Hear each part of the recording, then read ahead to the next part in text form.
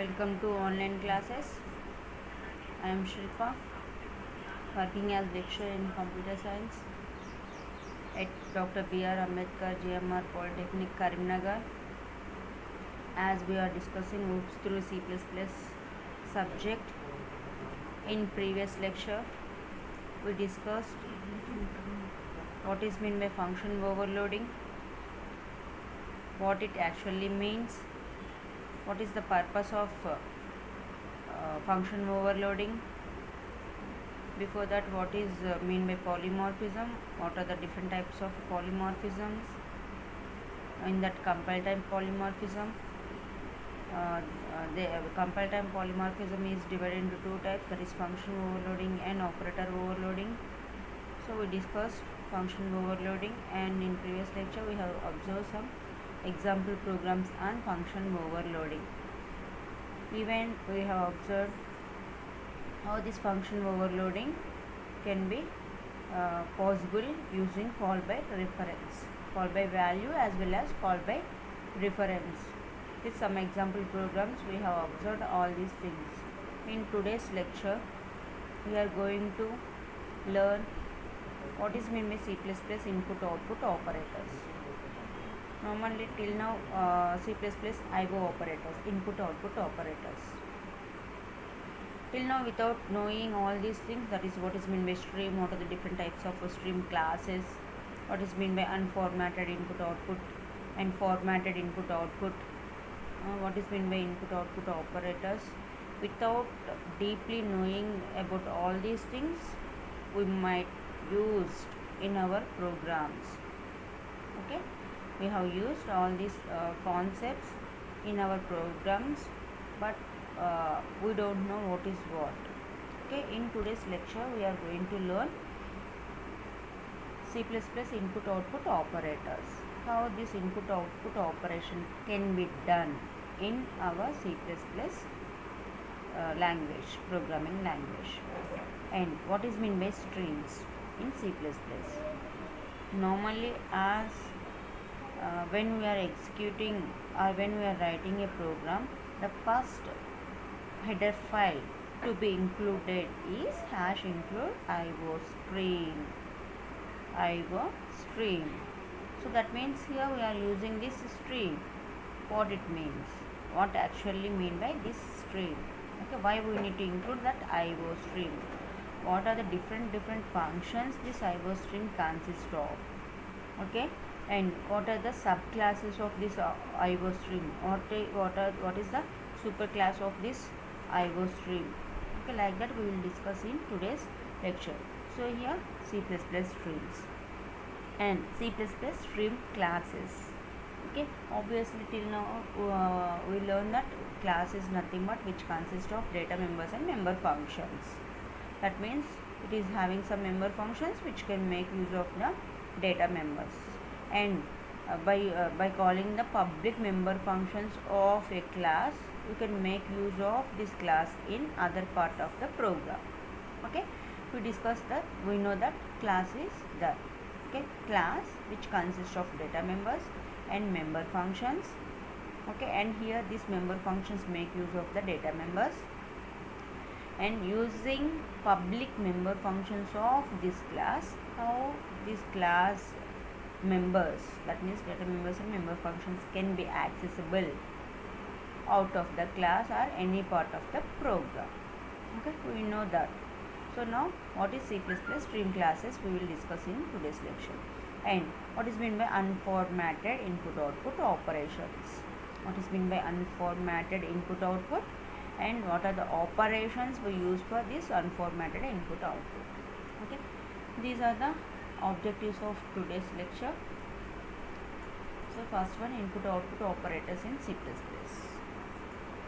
Every program takes some data as input and generates processed data as output.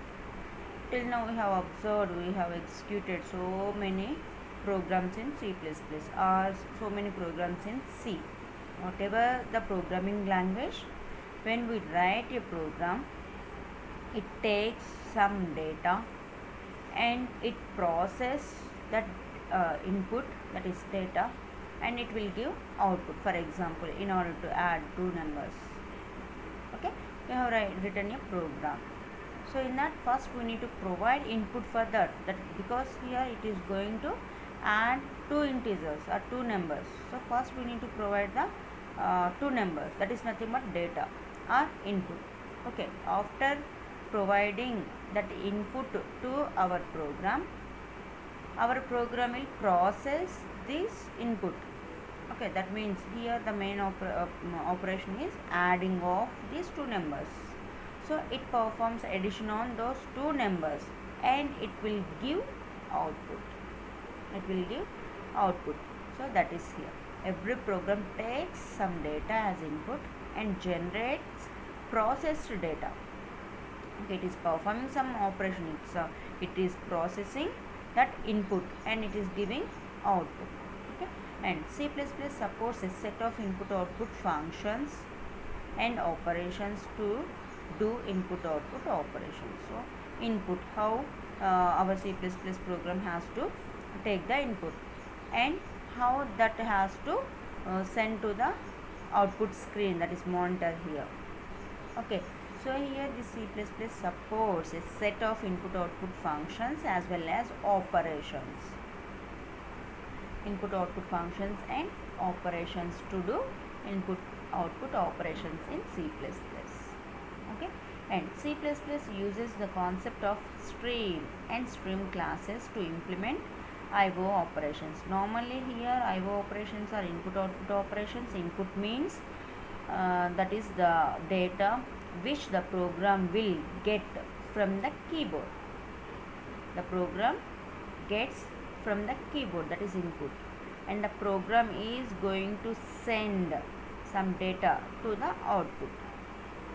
Okay, so this is input output. That means here it has to flow, that is the input or the data should be flow or transferred from keyboard to our program and from our program to monitor or output screen. Okay, so here in order to transfer the data or send the data from keyboard to program and from program to monitor, it uses the concept of stream. In order to send data from one location to another location or one device to another device, okay, here C++ uses the concept of stream and stream classes to implement input-output operations. Here, what is mean by C++?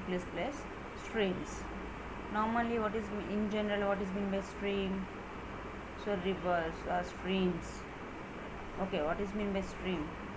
Simply the water flows from one place to another place, that is called as stream.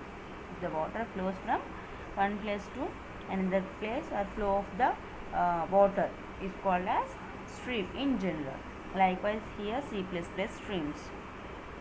Normally in programming languages, what may flow from one location to another location or one device to another device? Data only, right? Data only. So here the flow of data. There in general stream means flow of water, but in C++ stream means flow of data. Flow of data. So here this stream acts as an interface. That is, the IO system supplies an interface known as stream to the programmer. It supplies an interface that is called as stream. Okay, what it do? It supplies the input-output operations or input-output operators to the programmer. So here, this is the actual definition of stream. Stream is nothing but sequence of bytes or flow of data. Sequence of bytes or flow of data in C++. Flow of data is called as stream. A sequence of bytes is called as stream. Okay. So here, what is mean by input? All of us know input is nothing but the data which we can access to the memory or from device to memory is called as input. From device, what here, what are the device means what? Input devices. Input devices like keyboard or disk drive. Okay. From device to memory is called as input, and what is called as output? From memory to device. Okay, that means here device means output device, that may be monitor or printer, etc. That is called as output. Input means from device to memory, and output means from memory to device. Okay, and this stream acts as an interface between the program and the input output devices. This stream acts as an interface between the program and the input output devices. Okay, next, input stream. So it provides data to the program. What is meant by input? It provides data to the program. Input stream provides the data to the program. And what is output stream? It receives output from the program. It receives the output from the program. Okay, or the program sends output to the output screen. To the output screen. Output stream receives output from the program, or the program sends output to the screen. That is called as output stream. Okay, input stream provides data to the program. Output stream receives output from the program. Okay, it should be remembered by you. Input stream provides data to the program. Output stream receives output from the program. A program extracts the bytes from an input stream and inserts bytes into an output stream as illustrated. That is as explained in this particular picture. Here a program extracts the bytes from an input stream and inserts bytes into, because here extract means provides or receiving, and inserts means sending. Okay, if you observe this is, if you consider this as the program, and this is the input device, and this is input stream, flow of data or sequence of bytes.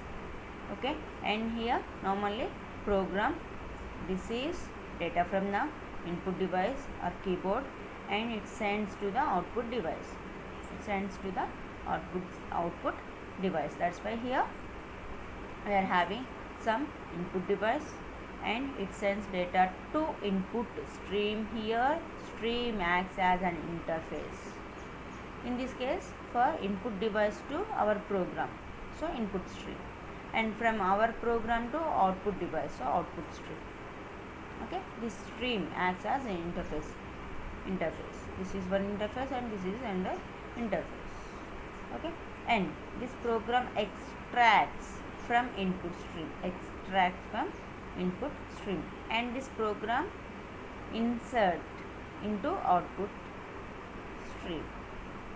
Clear? If this is the program, this program extracts data from the input stream and inserts into the output stream. That's why here why we are using this terminology, extraction and insertion, because already we used cin and cout. Cin is nothing but input stream.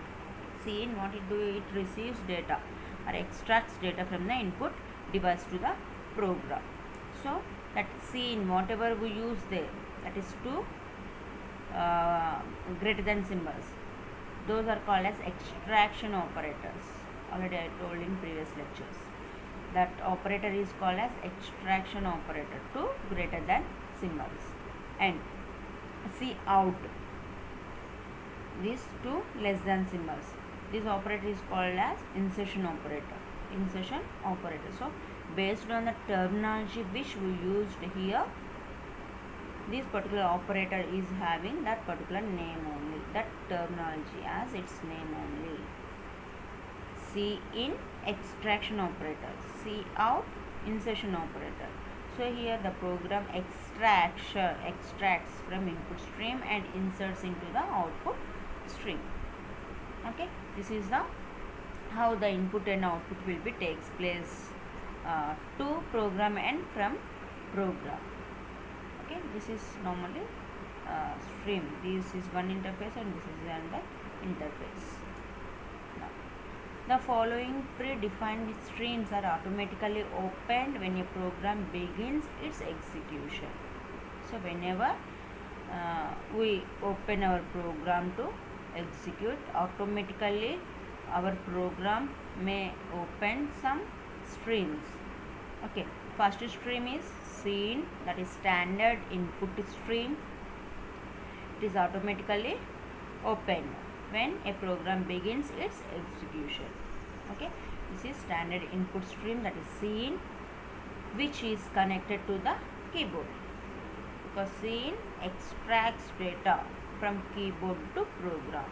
So here this scene stream connect to the keyboard, and cout, standard output stream,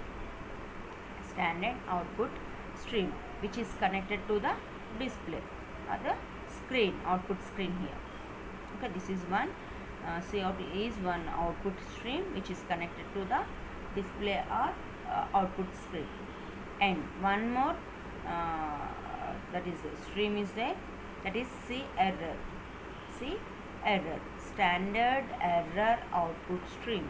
This is a standard error output stream which is connected to the display. Again, this is also connected to the display.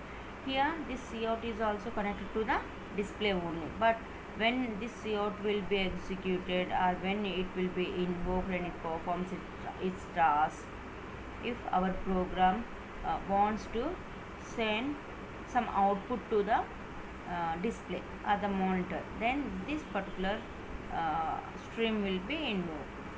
Okay, if our program raises some error or causes some error, okay, so in order to display that particular error, here error is connected to the display again, because where we can see the errors on the, obviously when we are executing, if our program causes a particular runtime error, okay, and that has to be displayed on the monitor, then error will be invoked. This is the stream, error output stream, which is connected to the display, and when it will be invoked, if our program is that is terminating abnormally, or that is it has to send some standard output message to the programmer, then only it will be invoked. Okay, next. Now C++ stream classes. So obviously here we are having some hierarchy of the stream classes used for input and output operations with the console unit. So it is having some hierarchy, that is it is having some number of classes from base class to child class or children classes, along with its intermediate classes, or simply from grandparent to parent and from parent to child. Okay, some hierarchy, okay, step by step. So here this is the hierarchy of the stream classes. These classes are declared in the header file iostream.h. That is here the stream classes which we are going to discuss are in iostream.h, input output stream.h. So it is having some hierarchy of stream classes, and they are used for input and output operations in our program. Now see the hierarchy of the stream classes. See here, this is the iOS, input output stream, okay, and this iOS is the base class for all the classes in this hierarchy of the stream classes. And from iOS we have derived one class that is called as iStream, that is for input, that is input stream, like a keyboard and mouse in order to get data. So this is input stream, iStream. And we have derived one more class, that is GoStream, that is out for output. Okay, and even it is having one more derived class, that is stream buff. Okay, that is buffer means what, for temporary purpose. Okay, so it is having some buffer here, stream buff. Okay, so that is a point, that is here this iOS points to stream buff, iStream and OStream. This is the base class. From this base class we derived in this case three classes, right? And from combining this iStream and OStream, we are getting one more class, that is iOStream for input stream, and this is output stream. These two are separate classes. So simply here by combining these two classes are using multiple inheritance concept, that is which we will discuss in further classes, or maybe in 5th chapter. There we will get an idea. Before that, here simply we can say that from by combining iStream and OStream, we are getting iOStream class. Okay, and again here from iStream we can have one more class, that is iStream with SN. iStream with SN, like from OStream, OStream with SN, and from iOStream with SI. So in our C++ program we use only the base, that is only one stream, that is iOStream, because mainly here we are performing input output operations. That's why instead of including iStream.h and OStream.h, simply by combining these two we are having some other class now. So simply by including this we can make use of all the functions of this class and all the functions of this class. Okay, now we'll try to learn all these classes, what is the purpose of each and every class, and what a particular class do, and what may be the functions which included in that particular class. We will discuss in here. First one, iOStream.h class. Okay, iOS, general IO stream. iOS is general IO stream. So contains basic facilities that are used by all other input and output classes.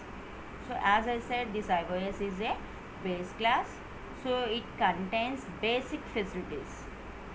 Okay, what are the basic facilities in our program, or any other programming languages? Only input and output.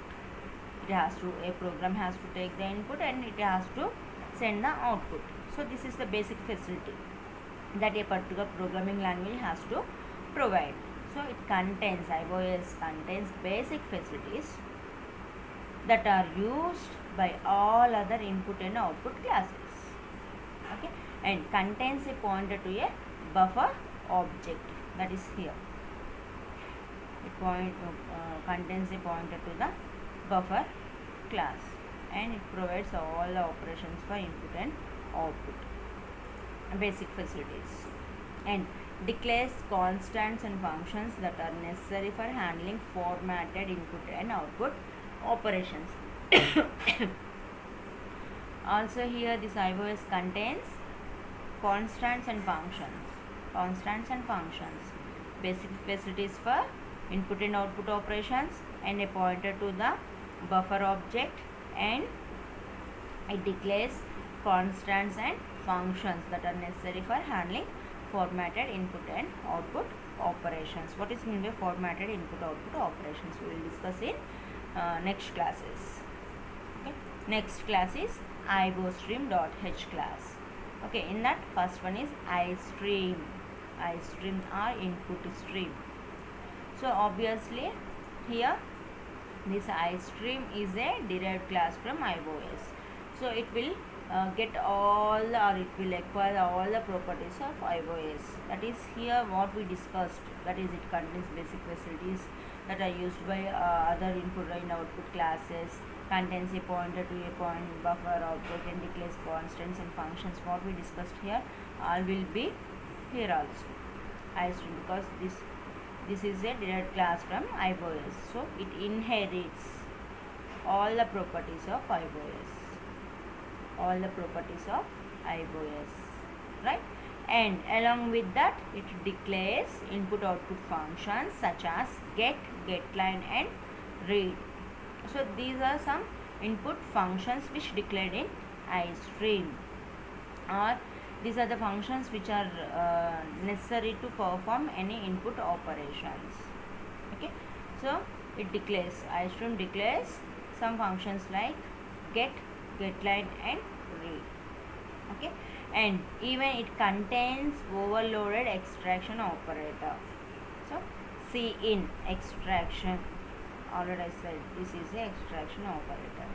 So it contains even the overloaded extraction operator. Without this we cannot make use of cin, that is an object. Okay, we cannot perform. So it is also having overloaded extraction operator. Next, VoStream. So it obviously this is also inherited, or it is a derived class from iOS. So it acquires or it inherits the properties of iOS. Along with the properties of iOS and the facilities of iOS, it declares output functions. Also, such as put and write. Okay, it also declares output functions such as put and write, and obviously it contains overloaded insertion operator, cout.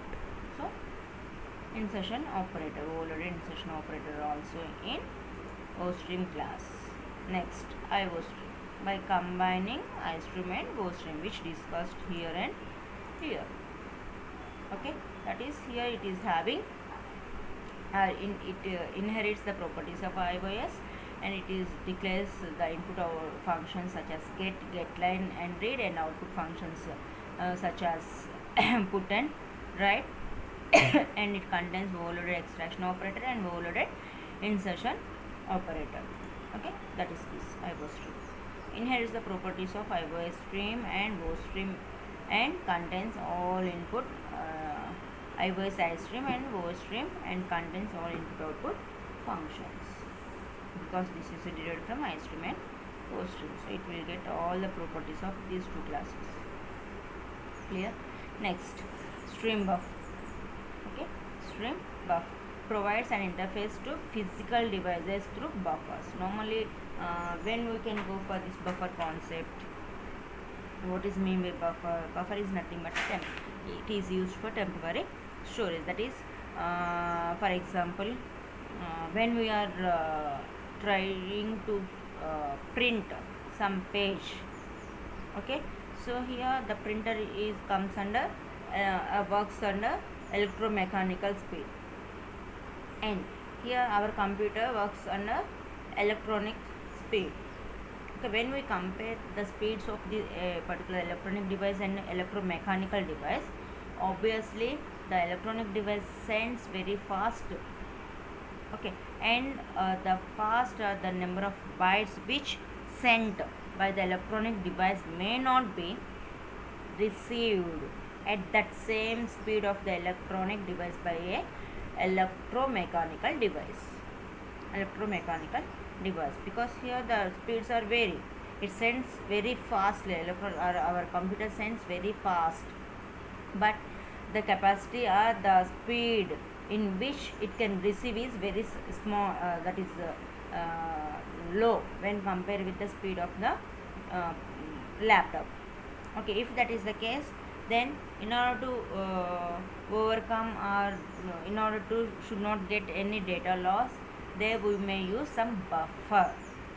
Okay, so here the buffer, what it do, it simply receives the data from the PC at electronic speed and sends to the printer at electromechanical speed.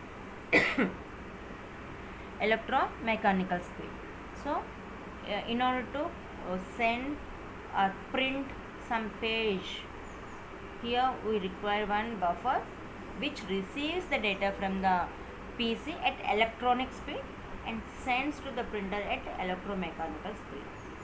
Okay, so it simply syncs these two devices. Okay, so that is the normally use of a buffer.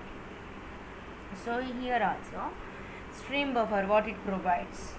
It provides an interface to physical devices through buffers. So here also in previous example what we discussed, that there the buffer acts as an interface. It receives the data from the PC and sends that to the printer.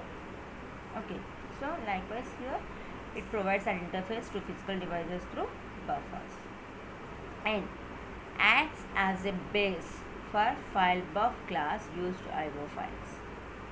Okay, it acts as a base for file buff class. Okay, this is the base class for file buff class.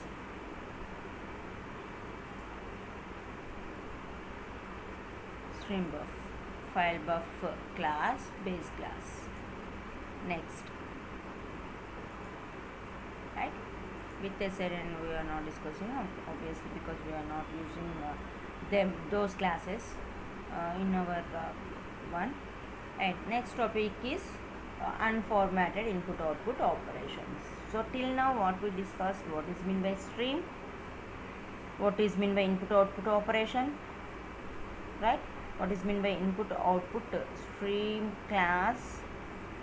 Okay, what is the stream class hierarchy? In that hierarchy, how many number of classes are there, which class is base class, and from that how many classes are derived. Okay, we discussed all those things till now. Unformatted input output operations. What is normally meant by unformatted?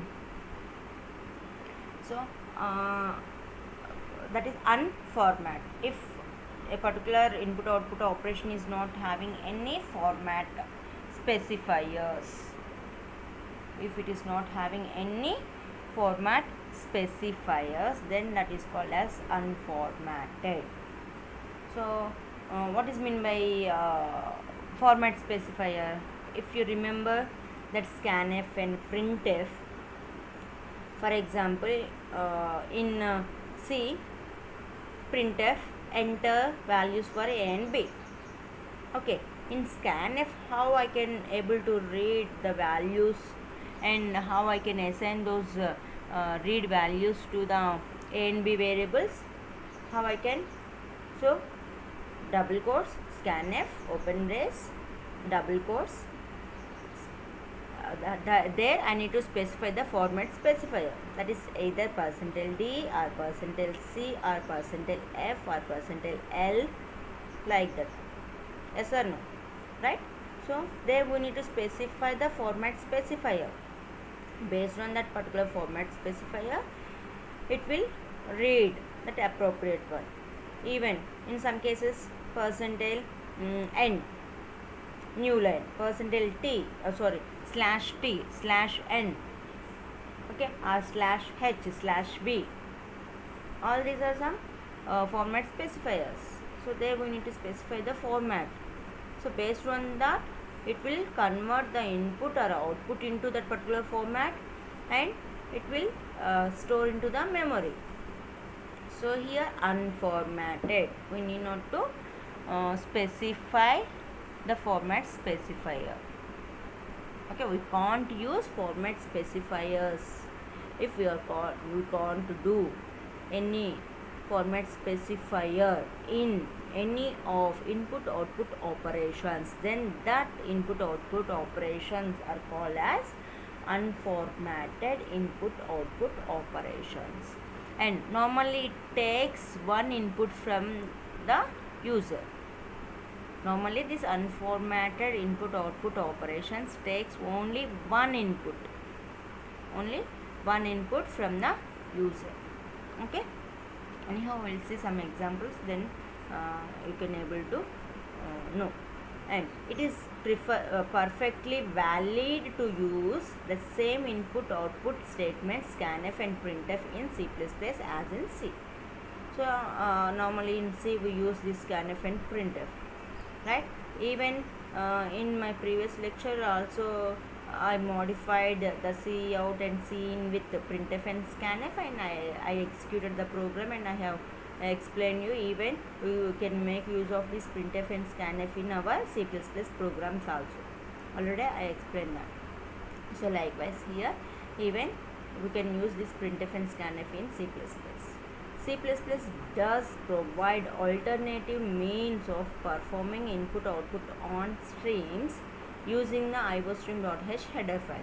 So here, along with this printf and scanf, it is having some alternate means in order to perform input-output streams using the iostream.h. That is, along with these two functions, it is having some other functions in iostream.h. That is, alternative means also available in iostream.h. So these are the objects cin and cout what we use till now. In C, printf and scanf are functions. Okay, the same operation can be performed by cin and cout in C++. But here, what are the cin and cout? They are objects. They are objects. In C, printf and scanf are functions. The same operation performed in C++ by cin and cout objects. When we call a particular variable or name as object, if it is created, if that is a variable created for a class, then only we can call that as an object. So here cin and cout are objects. That means here cin and cout are the variables which are created for a particular class. That's why here these two are called as objects. Clear? Now, several new input-output objects available when you include the iostream.h header file. So along with printf scanf, it is having some alternative means that is provided by iostream.h when we include this in our program. So the two important ones are here cin and cout. Cin and cout operators. Okay. Now, both cin and cout can be combined with other member functions for a variety of input-output operations. That is, here we can combine these two member functions, cin and cout, because here cin and cout are objects, right? So using these objects, we can access the member functions of those classes. Okay, cin and cout classes. So both cin and cout can be combined with other member functions for the variety of input-output operations. Now, since cin and cout are C++ objects, they have some built-in intelligence. So here these are objects. Okay, so that means they may hide. That is, they provide data abstraction over the classes, over the iStream class and OStream class. So they have some built-in intelligence. The C++ objects, that is cin and cout, are having some built-in intelligence. What are the different intelligence these two are having? First one, they do not require the usual format strings and conversion specifications. Okay, like %d, %f, %c. Okay, they do not require the usual format strings and conversion specifications.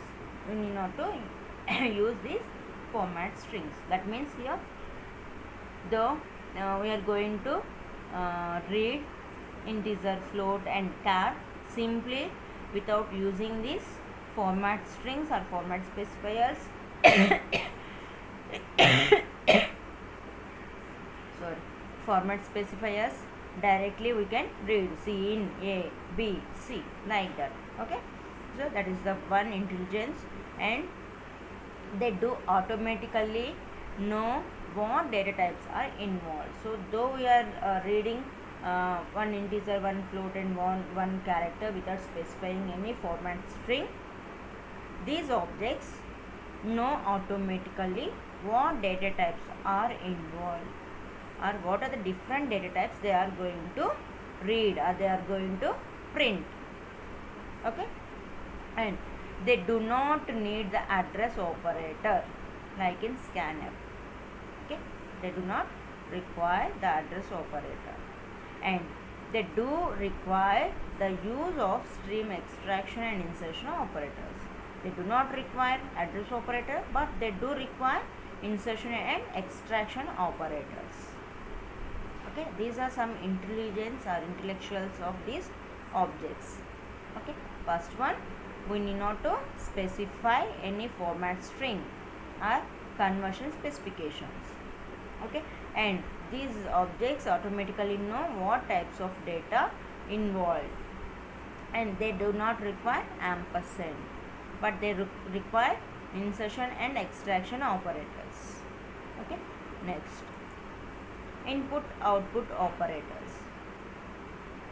Input output operators. So here the insertion and extraction operators point to the direction of data flow. So if you observe here, C out, this insertion operator is used for C out. Okay, so C out here, this is broad, so that means here from narrow to broad, it is sending the data. It is sending the data, and this is C in. Okay, that is, it is receiving the data, it is extracting the data or reading the data. Okay, so operator points in the direction of data flow. It flows from program to output device. Here the data flow from keyboard to program. Okay, the insertion operator points towards C out as the information is sent to the output stream. It is sending data to the output stream. Okay, and the scene extraction operator points away from scene. It is pointing away from scene as the information flows from the input stream into the variables. Input stream into the variables. From here variables to output stream. Okay, so it shows the direction. And in that, first one is format for reading data using extraction operator. Okay, we will discuss all these things in the next class. So till now what we discussed, till now what is mean by